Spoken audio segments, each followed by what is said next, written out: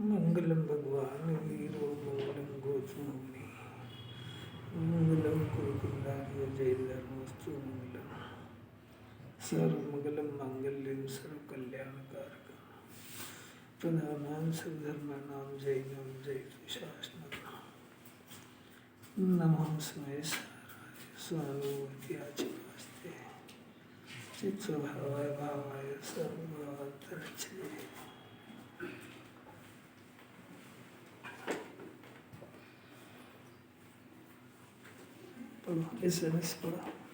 संसार में पंचामृत, रसायन, कामधेनु, चित्रावेली आदि सुखदायक पदार्थ प्रसिद्ध हैं, सो इनका दृष्टांत दिया है।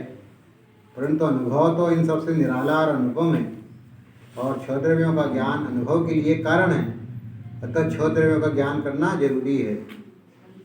श्री नाटक समयसार बनारसीदास जी। बनारसीदास जी नाटक समयसार में लिखते हैं। बनारसीदास जी ने जो नाटक लिखा है समयसार का, ये समयसार कलश टीका के आधार से बनाया हमने। और कलश टीका जो है वो अमृत चंद्राचार्य ने कुरकुंदाचार्य के कलशों से बनाई है। तो मतलब सब लिंक ज्ञानियों की चलती है। उसमें कोई पूछे ऐसा कि भाई आत्मा का आनंद कैसा होता है, तो दुनिया में कोई है ही नहीं ऐसा जिसके से कंपैरिजन किया जा सके। और जो भी सर्वश्रेष्ठ चीज़ें हैं उनके नाम पंचामृत है, रसायन है, कामधेनु है, ये सुखदायक पदार्थ प्रसिद्ध है। इनका दृष्टांत दिया है, परंतु अनुभव इन सबसे निराला और अनुभव होता है। क्योंकि सिद्धों की जाति का सुख, सम्यक दृष्टि का सुख अलग जात का होता है। यही हो तो भी सांसारिक सुख और अतीन्द्रिय सुख में अंतर ही नहीं देगा। और ये अतीन्द्रिय है और ये इंद्रिय है। हाँ, ये पुण्य के उदय का है, वो आत्मा के अंदर से उत्पन्न हुआ है, अनुपम है। अब प्रश्न फिर से हो गया कि भाई ये अनुपम आनंद होता कैसे? कि छह द्रव्यों का ज्ञान अनुभव के लिए कारण है। कि छह द्रव्यों का ज्ञान माने छह द्रव्य का स्वतंत्र परिणमन जरूरी है, उसकी शर्त है। अतीन्द्रिय आनंद को प्राप्त करने की प्रथम शर्त क्या है? कि छह द्रव्यों का उसको ज्ञान, यानी छह द्रव्यों की स्वतंत्रता उसके ज्ञान में भाषित होना चाहिए।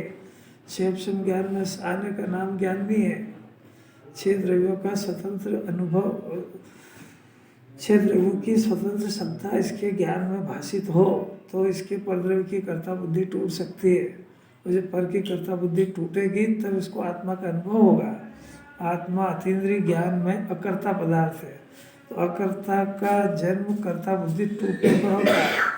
तो इस जीव को जो अकर्ता का आनंद आज तक नहीं आया, उसका मुख्य कारण यह है कि इसको छह द्रव्य की स्वतंत्रता का बोध भी होने से उसकी कर्ता बुद्धि इसके अंदर बैठी हुई है। अब ये समझ जाए तो निहाल हो जाए। छह द्रव्य की स्वतंत्रता अपने विकल्पात्मक ज्ञान में स्वीकार करने के बाद फिर दूसरा कोर्स शुरू होता है। उस कोर्स के अंदर राग की कर्ता बुद्धि टूटना चाहिए। राग की कर्ता बुद्धि भी उस अतीन्द्रिय सुख को रोक के बैठी है। इतना समझना तो अनंत बहुत है। ये अगर इस जन्म में कमर कस ले कि शुद्ध आत्मा का आनंद भोगना है मेरा स्वभाव है, वो जैन धर्म में जन्म इसीलिए हुआ है कि भगवान की भक्ति करने के लिए थोड़ी हुआ है। आत्मा का आनंद चखने के लिए हुआ है, क्योंकि अरंत भगवान तो उसमें लिए नहीं पूरे। फिर इसको अंदर प्रश्न होना चाहिए। जब अपन तो अपने बच्चों को कहते हैं कि वो पास हो गया, वो फर्स्ट क्लास आ गया, तू कैसे रह गया? तो आचार्य अपने से तो पूछते हैं, आत्मा अतीन्द्रिय आनंद की खान है। रोज हरण सिद्ध को दर्शन करते करते और अपने आनंद का जन्म कब होगा सोचता क्यों नहीं ऐसा? अब ये कौन सोचे? हुआ क्या आज तक ऐसा प्रश्न? हुआ क्या? हुआ क्या? डॉक्टर ने भाई हुआ क्या ऐसा प्रश्न? और ये भगवानी सुने तो प्रश्न होना चाहिए और फिर इसको कमर कसना चाहिए। मैं आत्मा हूँ, मेरे कोई मेरा आनंद नहीं आ रहा है, तो इसको खुद ही को अंदर से जवाब आएगा क्यों नहीं आ रहा है। अब राग द्वेष में मजा ले रहा है तो आत्मा का आनंद को क्या करेगा वो? नहीं, अरे बात समझो। जीव विषय तो जब बदलता है जब जो भोग रहा है उसमें दुखी हो, यही बात समझे। तो राग द्वेष में दुखी हो ही नहीं रहा है तो आत्मा का आनंद के लिए क्या करें? ये भवन में जीवन घूम चुका हूँ, ऐसा डिसीजन हो, अब क्या करो इसको पास के विषय को होके। ऐसा अंदर में विकल्प होना चाहिए पहले, तो ज्ञान खोज करेगा। इसको आत्मा इसीलिए आनंद की जरूरत इसीलिए नहीं लगती है कि बाहर के पदार्थ में संतुष्ट मानता है, संतुष्ट मानता है, इसलिए यहाँ से आगे बढ़ते ही नहीं है वो। और पुण्य भी इसीलिए करता है कि पुण्य करेंगे और इससे अनुकूल सामग्री मिलेगी, भोगेंगे। अरे वो ये भोग लिया ना अनंत बार, रोज ही बोलते ना, भवन में जीवन घूम चुका, कण कण को देख लिया ना, तो अनादिकाल से अभी तक कौन सा कण बाकी रह गया, कौन सा पुण्य का उदय बाकी रह गया। अरे पुण्य का उदय तो सम्यक दृष्टि को आता है, इसको क्या आएगा अज्ञानी को। 6 खंड का नाम भी नहीं सुनने को मिलता है पंचों काल में।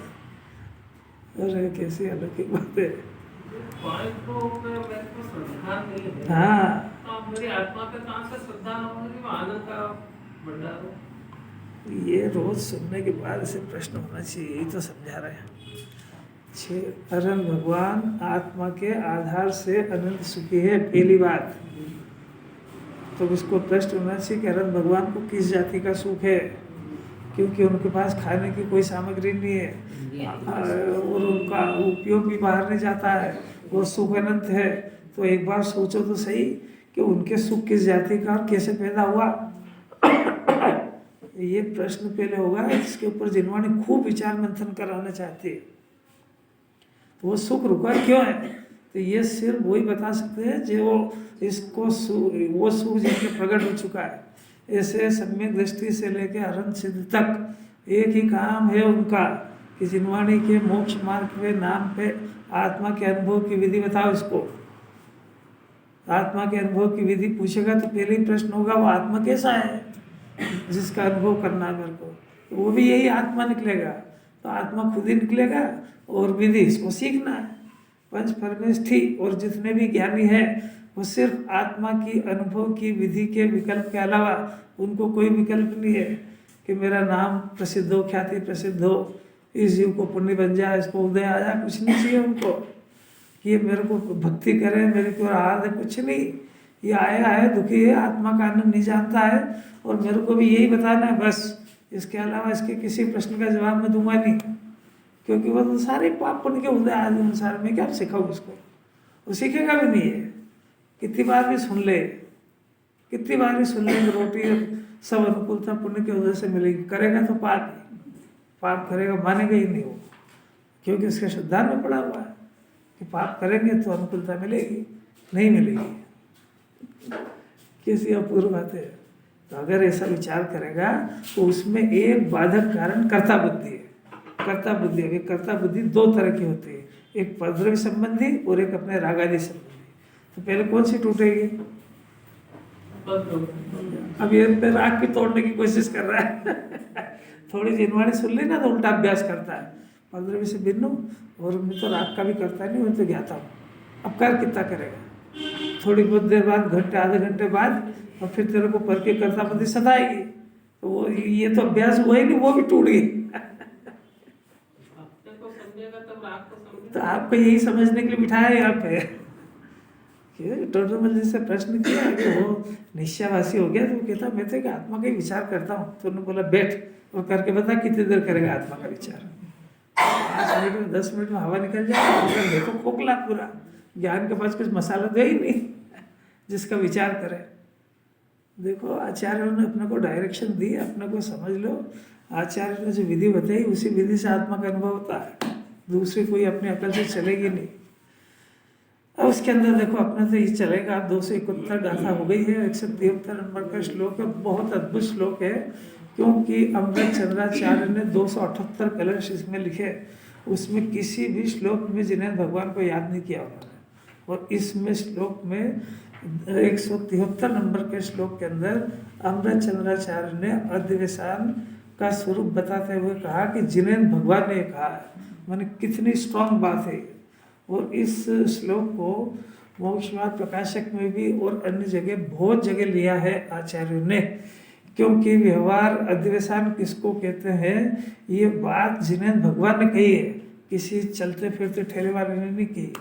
वो क्या होता है और अधिवेशन क्या होता है और वो छूटता कैसे, और उसके अंदर एक अमृत चंद्राचार्य बहुत गजब का एक प्रश्न निकालते। देखो ये है पहले इसका उपोद्घात हेडिंग, अधिवेशन त्यागने योग्य आपने कहे।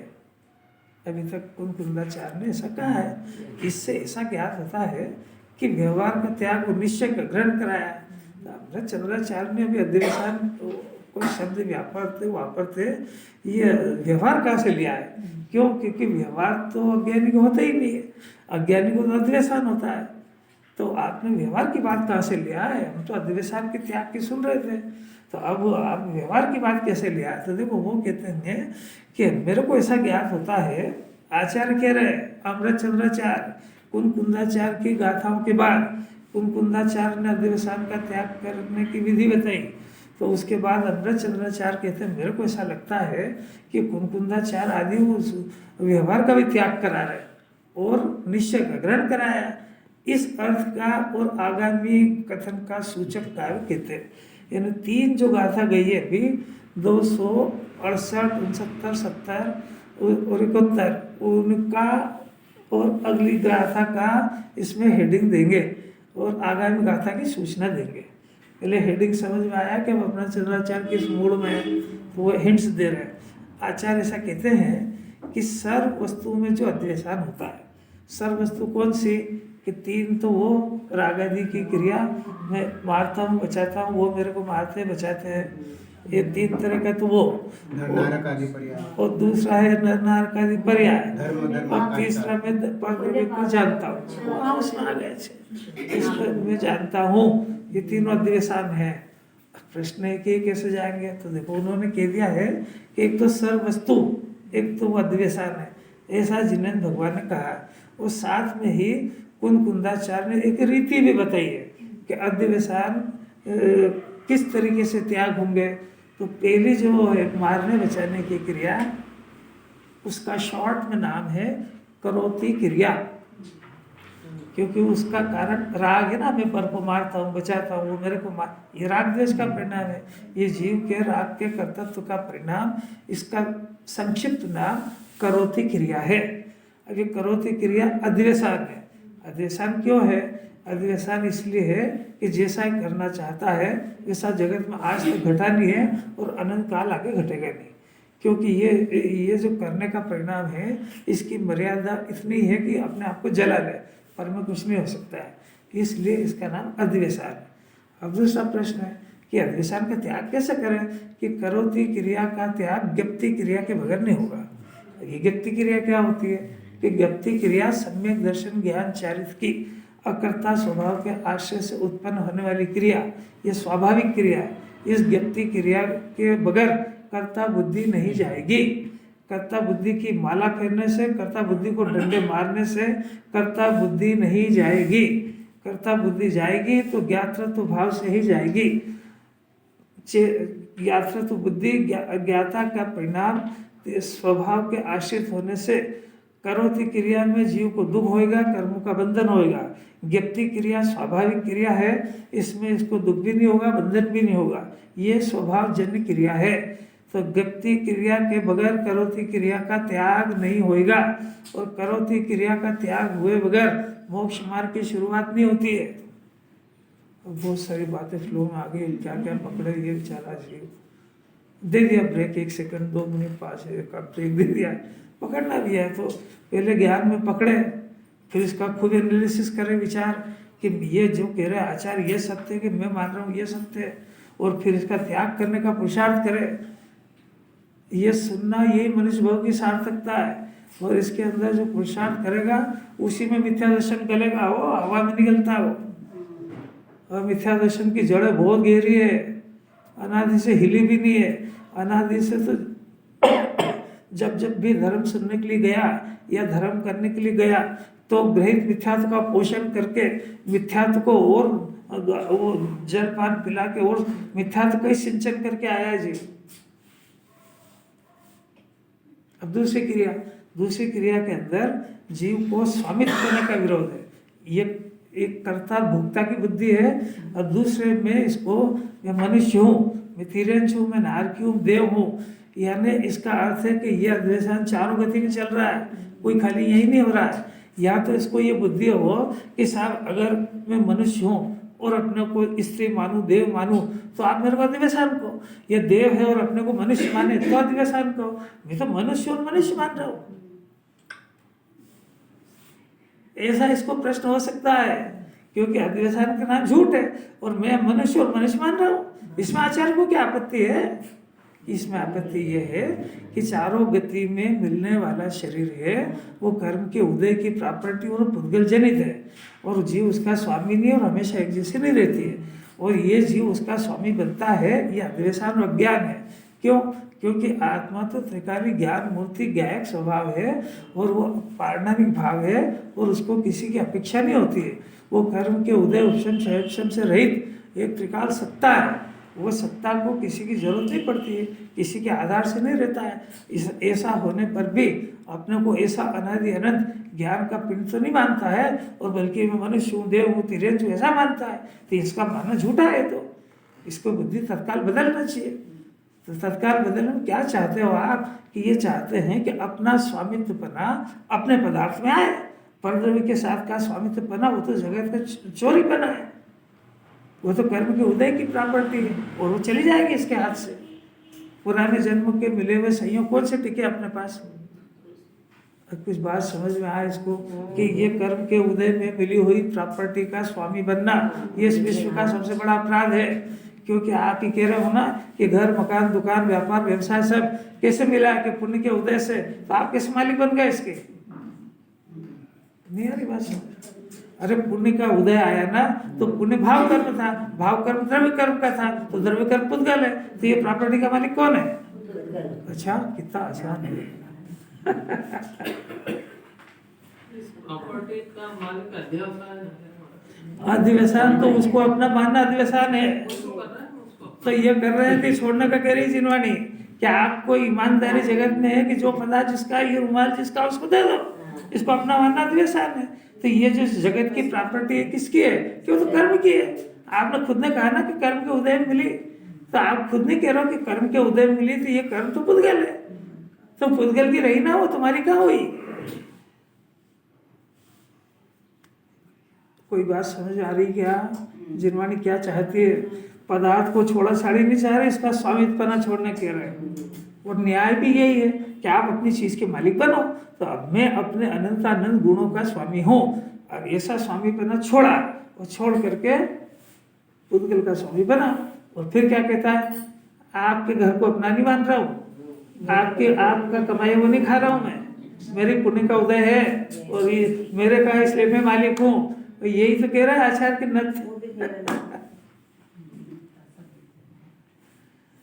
आचार्यों के हृदय को पकड़े, अभी तो उसको सुनने में भाषा ही समझ में आ जाए, बहुत ताकत है। अब वहाँ वो शिविर के अंदर इतनी बढ़िया और ऊंची ऊंची बातें चली, इसको समझना चाहिए कि जो रोज अभ्यास करता है उसी के बस की है वो कभी सभी आने वाले के बस की बात नहीं है वो। तो वो तो कहेगा अरे यार क्या है, क्या नया धर्म लेगा, मैं तो कुछ समझ में ही नहीं आता। अगर इतना समझ में आए ना उसको, तो उसको रेगुलर हो जाना चाहिए। इन दिनों में तो जो है कभी कभार जो मेहमान आता है तो वीआईपी आइटम बनाई जाती है ना, तो रोज रूटीन में तो रूटीन की बात आती है गाथा के अनुसार। तो वहाँ बात आए तो उसको उससे बहुत फायदा ये है कि ये जब कभी सभी सुनेगा, इसको महिमा से सुनेगा, तो उसको लगेगा ये बात तो मैं रोज सुनता हूँ, तो रोज सुनता हूँ तो रोज इसको पोषण मेरे को करना चाहिए। एक दूसरे की बात से एक दूसरे को विश्वास जमता है। कैसे कैसे क्या कैसे कैसे समझा, सुनना अगर अच्छा लगा हो तो दूसरे दिन कैसे खराब लगा? 10 दिन निकास में अच्छे लगे ना, तो 11वें दिन खाना कैसे अच्छा लगा? नहीं आ रही कोई बात समझ नहीं आ रही? अरे 10 लक्षण में 10 दिन निकास ना अच्छा लगा ना, तो फिर 11वें दिन खाना अच्छा कैसे लगा? ये पूछती है जिनवाणी। कैसे पूरी बात, जब एक दिन वो बात अच्छी लगी ना, तो दूसरे दिन वही माल बट्टा क्यों नहीं आया? इसका मतलब है कि बस ठीक है और क्या है, आ गए सब, वो किसी के इम्प्रेशन में आ गए, किसी ने बुलाया, किसी ने बोला बाहर के विद्वान आ रहे सुनो, अब किसी भी अपेक्षा से आया हो। दूसरे नंबर का अधिवेशन क्या है और कैसे त्याग, ये देखो इन्होंने लिखा है को पूर्वोक्त रीति आचार्य ने वही बता दी थी कि अधिवेशन है और कैसे त्याग करना तो विधि बता दी थी। अब तीसरा नंबर का अधिवेशन ये भी बहुत खतरनाक है। ये अपने ज्ञान स्वभाव की वस्तु स्वरूप को नहीं जानने के कारण अनादिकाल से ज्ञेय रूप परिणमन करता है।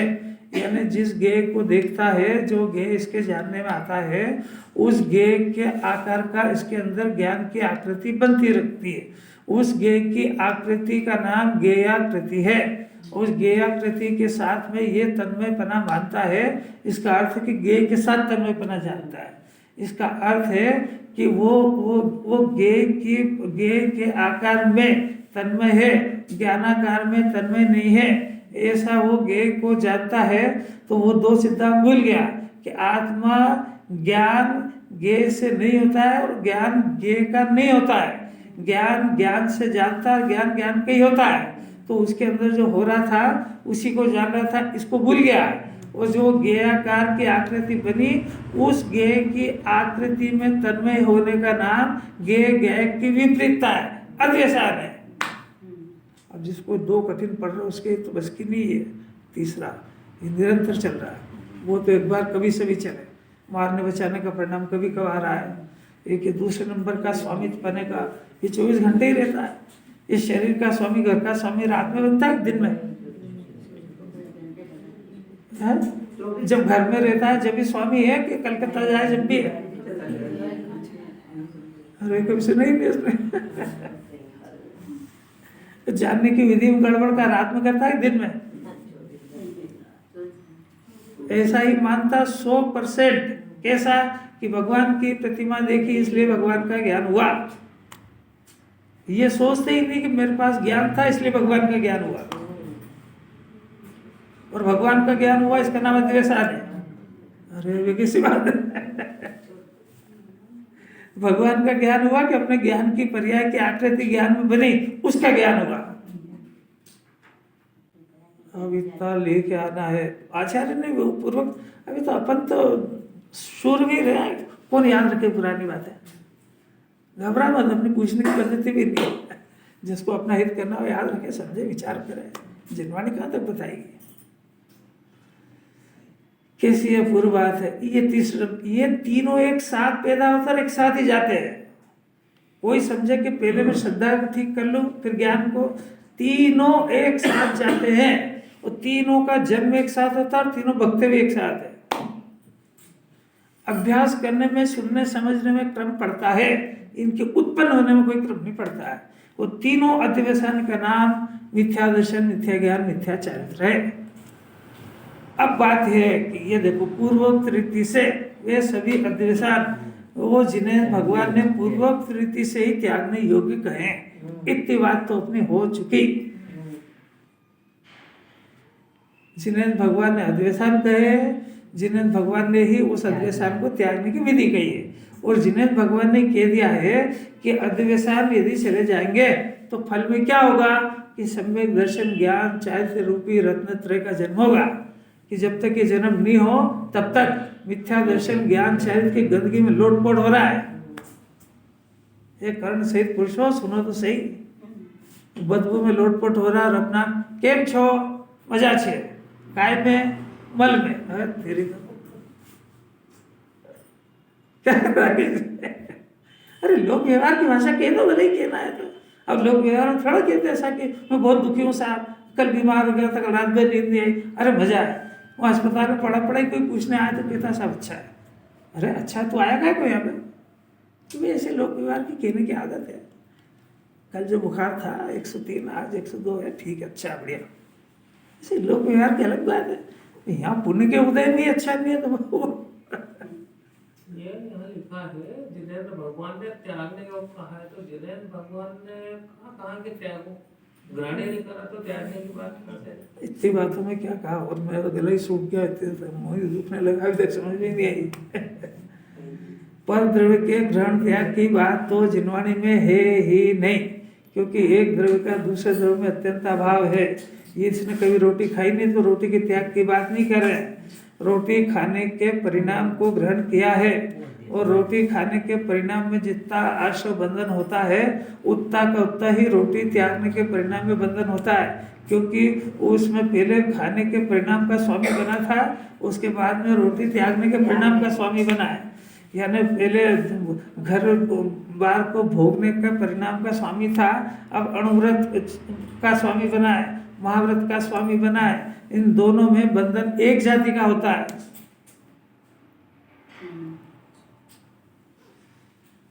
अब वो अणुव्रत का पुण्य दिखता है उसको, महाव्रत का पुण्य दिखता है, और जो अधिवेशन रूपी पाप है वो दिखते ही नहीं है। वो जिनवाणी दिखाना चाह रही है।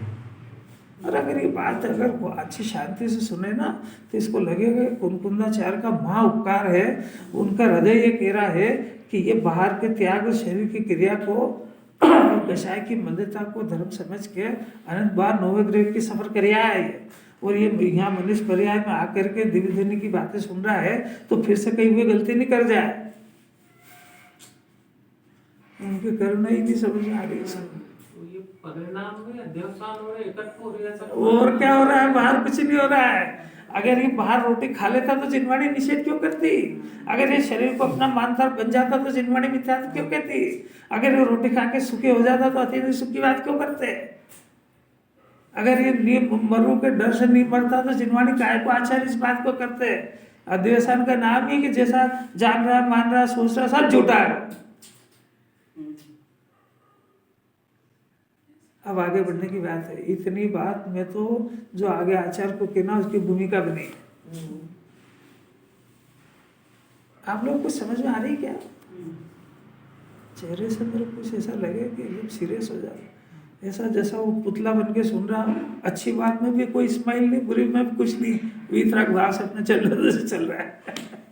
समझ में सब आके अंदर उतरते नहीं, कुछ भी चीज से उतर रही है। अरे समझ में आने ही नहीं आ रही है। अभी तो समझ में आता तो अधिवेशन का घर विचार करता और अधिवेशन को तोड़ने की विधि करता। इसको समझ में कोई नहीं कहता इसको। अब देखो, इसलिए अब आचार्य अपने दिल की बात करते हैं। हम ऐसा मानते हैं कि पर जिसका आश्रय है ऐसा व्यवहार ही संपूर्ण छुड़ाया। ये रस की बात है इसमें। अब यहाँ से आचार्य ने पलटा मारा। अधिवेशन के विषय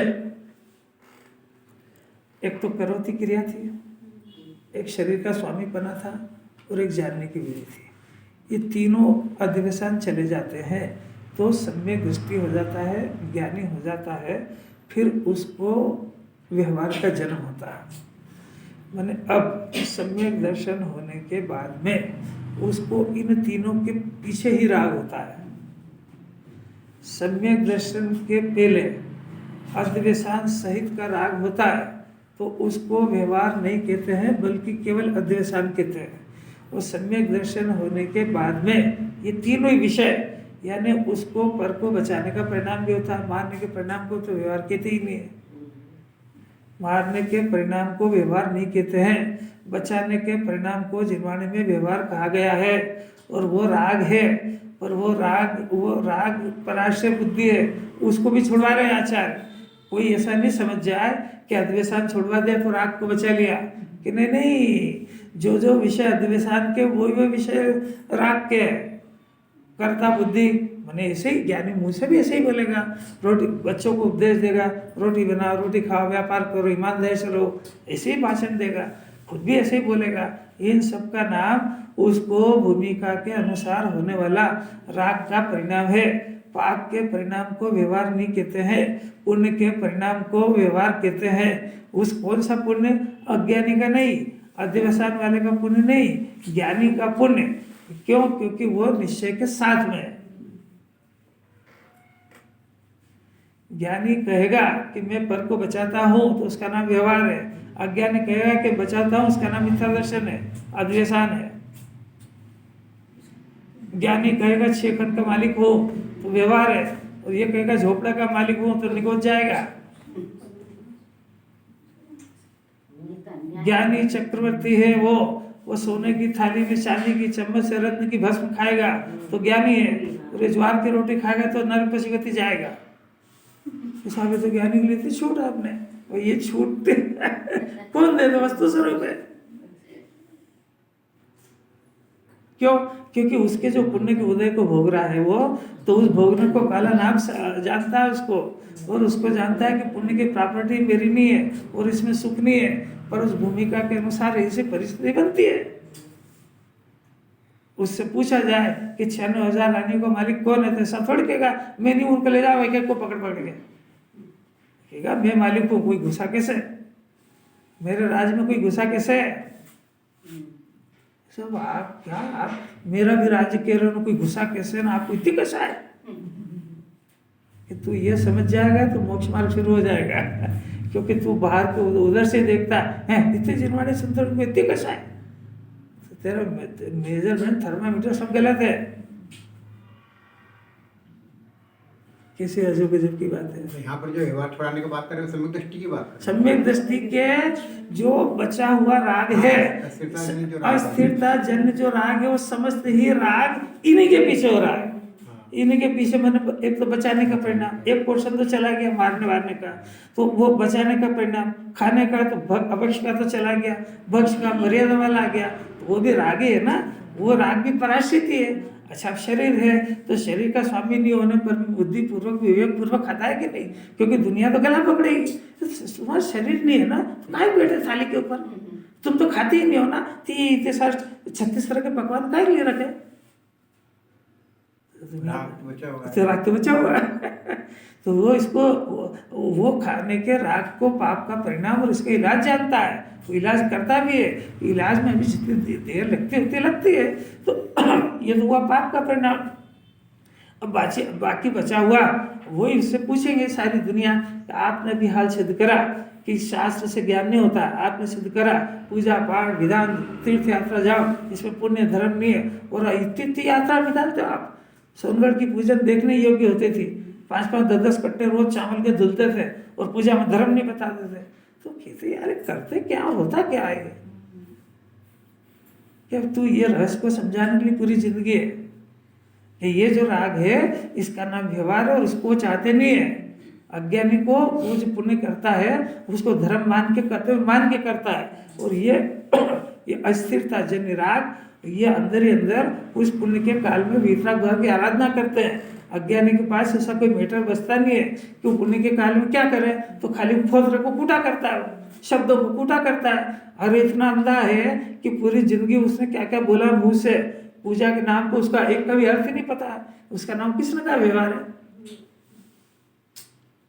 अंधे को कोई व्यवहार होता है जिसको एक अर्थ का भी पता नहीं है, जिसकी पूजा कर रहा है उसका स्वरूप ही नहीं पता है कि वो सर्वज्ञ और ज्ञाता है, और इसको भी सर्वज्ञ ज्ञाता ही देखते हैं, तो उनसे भीख मांगता है। तो क्या आपका कलश करूंगा, आपकी प्रक्षाल करूंगा, आपके नाम से शादी धारा करूंगा, मेरे घर में सब ठीक हो जाएगा, और तू उनका स्वरूप ही नहीं जानता है।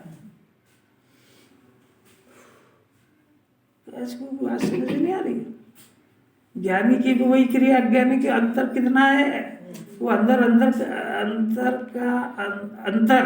अंदर से देखने पर ही समझ में आएगा, बाहर से कुछ भी नहीं मिलेगा। अंतर आत्मा बनने के लिए अंतर की बातों को समझने का प्रयत्न कीजिए। अंतर बहिरात्मा, अंतरात्मा और परमात्मा। तो बहिरात्मा सिर्फ बाहर से धर्म देखता है, बाहर से सुखी दुखी मानता है।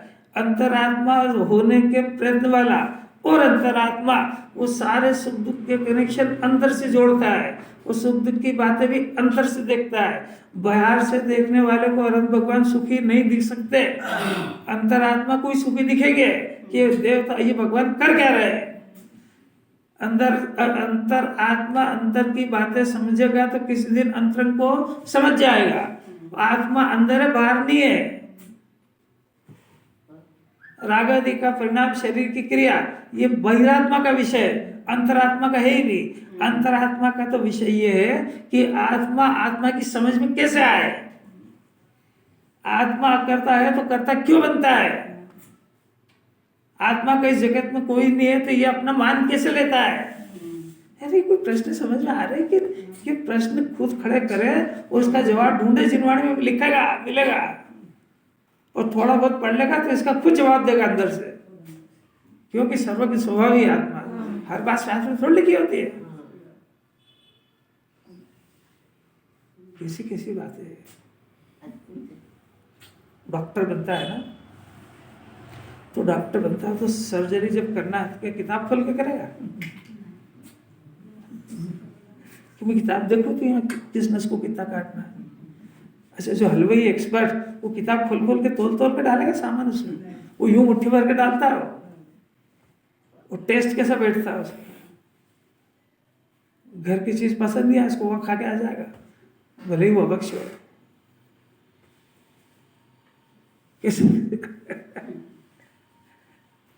ऐसा कैसे ज्ञानी अंतर की विधि जान लेता है, उसको बार बार जिनवाणी पढ़ने की जरूरत नहीं होती है, उसका ज्ञान अंदर से, ज्ञान स्वाभाविक आत्मा अंदर से जवाब देता है। एक गणधर, एक आचार्य दूसरे आचार्य की गुरुदेव से पूछो कि वो जब समय सार का 15वीं बार का प्रवचन कर रहे थे, क्या 14वीं बार का सुन के कर रहे क्या? 18वीं बार का कर रहे तो पहले 17 बार का पढ़ेंगे वो। अरे तो इधर आत्मा को झांकते, और ये लिखा उसका अर्थ इधर लिखा है। इनके बात समझे। एक्सपर्ट जो होते हैं ना, राष्ट्रपति बना तो राष्ट्रपति बना तो पुराने नियमों को पढ़ पढ़ के बनाएगा। जो राष्ट्रपति की आवाज निकली उसका नाम संविधान है। जो आचार्य के मुख से निकल गया उसका नाम प्रथमानुग द्रव्यान हो गया। क्योंकि देख देख के लिखेंगे क्या? जो ज्ञानी के मुख से निकल गया वो सब आगम है। ये कैसी कैसी बात है। क्योंकि जो जिन्हें परमात्मा का विषय है वही ज्ञानी का विषय है। ज्ञानी के मुख से निकल नहीं सकता कभी कि पुण्य भाग उपादेय, पुण्य में धर्म होता है, जीव शरीर की क्रिया कर सकता है, ऐसी अलग की बात है। जिन्हें भगवान की पूजन के माध्यम से पुण्य के उदय की बाहर की सामग्री तो मिल सकती है, सुख नहीं मिलेगा। सुख की परिभाषा ही अतीन्द्रिय सुख को सुख कहते हैं, इंद्रिय सुख को तो दुख कहते हैं। कैसे नहीं, कुछ भी अच्छी नहीं लग रही, क्या है ये, क्या चीज है, सब उदास क्यों हो जाते सब? लड़की है ना, लड़की तो लड़की है तो पति के पास सुखी रह सकती है और पिता के पास सुरक्षित रह सकती है, सुखी नहीं होएगी। सुरक्षित और सुख दोनों अलग अलग चीज है। जिन्हें भगवान के पास सुरक्षित रह सकता है, सुखी नहीं होएगा। सुखी तो आत्मा के पास जाएगा तो होएगा। जिन्हें भगवान की शरण में रहेगा, नरक नहीं जाएगा, पशु गति नहीं जाएगा, घोर दुख नहीं पाएगा, इंद्रिय में नहीं जाएगा, इतना होएगा बस। पर जो तेरे को सुख तेरे घर में मिलेगा वो सुख इनके पास नहीं मिलेगा, क्योंकि वो परद्रव्य है। अरे इतना क्या इसको ये सुने तो इसका चेहरा भाग भाग हो जाए, इसका पता लग जाए। दूध पीता बच्चा माँ का दूध पीता है ना, एकदम से स्तन छोड़ते से मुस्कुरा देता है, प्रसन्न हो जाता है, माँ समझ जाती पेट भर गया बच्चे का। ये जिनवाणी सुनता है तो ऐसे ही मरे मरे सुनता है, उठाव में बैठे सुने, यहाँ बैठे जब कोई अंतर ही नहीं पड़ता है उसको। मैंने कोई मुंह फैला के हंसा, ये बात नहीं है। प्रसन्न होना अलग बात है, नकली हंसी अलग बात है। अन्य इसलिए हम ऐसा मानते हैं कि जिन्हें परमात्मा ने उस व्यवहार पर जिसका आश्रय है, क्योंकि ये जो व्यवहार बचा था ना, शरीर का बचा, इसी तरीके से भगवान यद्यपि ज्ञेय है ऐसा जान लिया और अपने ही ज्ञान की पर्याय में भगवान की आकृति बनी ऐसा जानने पर भी वो जिस समय में जिन्हें भगवान की दर्शन पूजन करते हैं तो अज्ञानी को बाहर की दृष्टि से ऐसा लगता है कि वो भगवान को देख के निहार रहे हैं। उसी समय में उनकी एक अंतरंग धारा जो है वो आत्मा को देखती है और मस्त होती जाती है। तो बाहर से ऐसा लगता है कि भगवान को देख रहे हैं और अंतरंग में अपने आत्मा का पोषण करते हुए वो बाहर की भक्ति दिखते हुए अंतरंग की भक्ति में मस्त होते हैं। इसका नाम निश्चय भक्ति है। इसलिए पर जिसका आशय है ऐसा व्यवहार संपूर्ण छुड़ाया। अब देखो कि अगली बात आ रही है, उसकी उपोद्घात ऐसा है कि सम्यक दर्शन की प्राप्ति करने के लिए आचार्य ने समस्त प्रकार के व्यवहार को अभूतार्थ कहा है 11वें नंबर की गाथा में, और भूतार्थ के आश्रय से सम्यक दर्शन होता है ये कहा है। सम्यक दर्शन के लिए सारे जगत के सारे व्यवहार को अभूतार्थ कहा है और शुद्ध आत्मा को भूतार्थ कहा है। और भूतार्थ के आश्रय से सम्यक दर्शन होता है, ये कहा है सम्यक दर्शन के लिए। अब जो आ रही अगली गाथा का उपोद्घात, उसमें कह रहे हैं कि सारा ही व्यवहार के आश्रय से जीव मुक्ति को प्राप्त नहीं होता है, निश्चय के आश्रय से मुक्ति को प्राप्त होता है। उसकी तैयारी चल रही है आचार्य की। निश्चय न्याश्रित मुनिवरों प्राप्ति करे निर्वाण की, बहुत अलौकिक गाथा आ रही है 272, उसकी तैयारी चल रही है आचार्य की। निश्चय नय के आश्रित जो मुनिवर होते हैं वो अल्पकाल में मुक्ति को प्राप्त करते हैं। ये मुक्ति की चर्चा तैयारी चल रही है। निश्चय नय के आश्रय से, निश्चय नय के आश्रय से अद्वैसान जाता है और निश्चय नय के आश्रय से भगवान बनता है, उसकी तैयारी चल रही है। तो निश्चय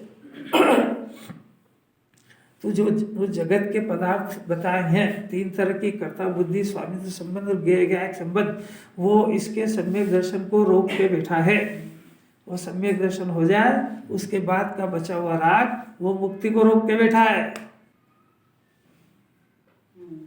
अपने को कुछ स्टेज समझ में आ रही है क्या? इसको समझना है कि कुछ अंदर में उतारना भी है। सब याद कर लेगा फटाफट, और करेगा तो कल खुद ही भूल जाएगा। समझने का प्रयत्न करो, अपन अद्वैसात तोड़ने का प्रयत्न करेंगे, लीन होने का करें। तो ये बार बार जब पूछता है ना, समझ तो सब आ रही है पर उतर नहीं रही, उतरने का अर्थ लीन होना चाहता है। समझने का अर्थ है कि कर्ता बुद्धि तोड़ने का प्रयत्न नहीं कर रहा है, बल्कि बार बार इसका अंदर से आवाज आ रही, समझ तो आ रही, लीन तो होते ही नहीं। समझ, अरे तेरे को पता ही नहीं लीन कायम होना कायम होएगा, उतावल कर रहा है तो क्या कर रहा है? हर एक को यही है, सब सुनते सुनते तो सत्य भी हो गई, वो उतरते थे ही नहीं। अच्छा, उतारने का कौन कह रहा है तेरे को? समझने का कह रहा है, उतारने का कह रहा है? अभी तेरे को जहर और पानी का डिफरेंस समझ में नहीं आ रहा है। बार बार पानी के नाम पे जहर को पी रहा है और क्या समझ गया वो नहीं आ रही समझ। अरे अद्भुत बात है, अद्भुत। जगत में इसकी सानी नहीं है। ये कुंदाचार्य की वाणी, इसके आगे दुनिया भरती पानी। आचार्यों के वचन किसके भाग्य को मिलते हैं? पंच परमेष्ठी की वाणी। ये समझता है तो यहाँ तक ही समझता, घर जाके भूल जाता है। एक काम करना, डॉक्टर को दिखा के आप वो सारे परहेज वरहेज सब बताएगा, वो भूल जाना घर पे जाके। उसको पता है कि ये अगर भूल गया हो ना तो आज रात भर नींद नहीं आई है, वो कल फिर नहीं आएगी। मैंने जिसको ये बात पता लग गई है कि मैंने अनादिकाल से जितने दुख पाए केंद्रीय 2 इंद्रिय के अंदर, अभी 1 घंटे का मेरा दांत का दर्द, कमर का दर्द मेरे को बेचैन कर रहा है, तो मैं एक इंद्रिय 2 इंद्रिय में कैसे समय बिताऊंगा? और अगर ये वचन और अधिवेशन नहीं टूटा है तो दुनिया की कोई ताकत या इसी जैन धर्म का किसी भी जाति का पुण्य उसके दुख से मेरे को बचा नहीं सकता है। जिसको अगर ये बात समझ में आएगी ना, वो ऐसे ऊँगते ऊँगते सोते सोते घड़ी देख के नहीं सुनता है। उसकी तो नींद हराम हो जाती है, रोटी छूट जाती है। ये है उसकी पात्रता। अरे जरा सा प्रिय बच्चा हो अपना और वही बीमार हो तो माँ को रोटी खाती है क्या? तो ये तो वो बच्चे का तो पत्र है। अरे इसी का आत्मा खो गया, इसी का आत्मा दुखी हो रहा है और ये मजे से टीवी भी देख रहा, खा भी रहा, पी भी रहा, घूम भी रहा, सब जगह मजा आ रहा है इसको। और क्या है? हे कर्ण सहित पुरुषों कुछ असर हो रहा है क्या? होना चाहिए। देखो ऐसा जिसका आश्रय है तो वो जो अद्वैसान के विषय थे तीनों, वही अद्वैसान के विषय वो राग के विषय है। वो राग का विषय है तो उसमें जो पुण्य का परिणाम है वो पराश्रित परिणाम है। और वो पराश्रित परिणाम को व्यवहार होने से हम ऐसा मानते हैं कि जिन्हें परमात्मा ने वो समस्त व्यवहार को, संपूर्ण व्यवहार को छुड़ाया है, अनुव्रत महाव्रत सब व्यवहार को छुड़ाया। काय के आधार पे? कि वो जिस आधार से अद्वैसायन छूटा था उसी विषय से ये पराश्रित परिणाम भी छूटेगा। व्यवहार को छोड़ने का दूसरा कोई इलाज नहीं है। व्यवहार उपादेय है, बने मिथ्या दर्शन है। व्यवहार उपादेय है तो अर्थ है कि आत्मा है। परख का आश्रय लिया तो कैसे व्यवहार हुआ? मैं किसी को मारता हूँ तो कोई ना कोई आया ना आगे। तो व्यवहार कहाँ हुआ?